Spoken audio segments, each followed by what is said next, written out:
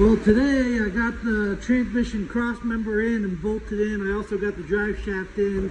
I got the wires hooked up, just not kneaded up. I still got 2 wires to hook up for the overdrive.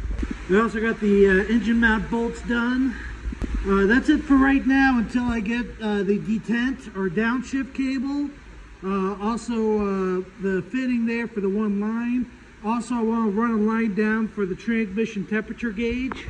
That's mainly it for underneath, and the rest is all up top. Well, I'm already seeing a problem. The Cummins, the 92 throttle cable is not long enough. It doesn't reach all the way to the bracket for the peet pump. So I got to get the original V8 throttle cable for Stinky Pete. I already gave to somebody, so I'm going to have to go online and get another one. So besides that little hiccup, I'll start digging more into it as I go. I got the vacuum line hooked up, power steering box. For the transmission cooler, I'm just going to connect these together for right now. And I want to see how the transmission acts with just the heat exchanger. That's one of the reasons why I want a transmission temperature gauge. Because I put a new clutch on this, on the clutch fan, it's not a solid fan anymore. I won't have room for the cooler I had put on the back of the radiator.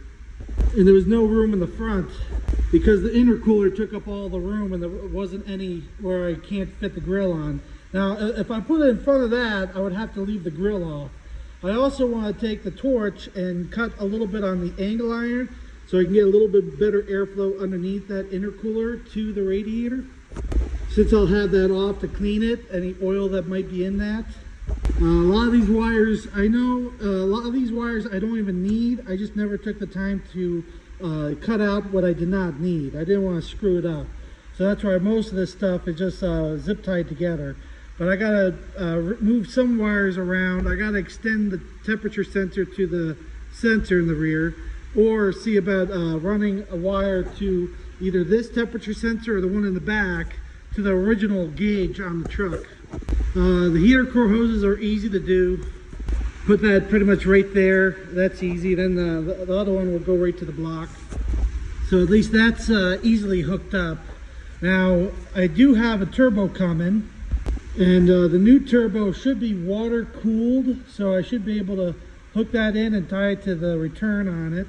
But if that turbo does not come in time, I can rebuild the turbo on my old 12 valve. Since I have the rebuild kit, I'll just put it on this, even though I know it's going to probably go bad again.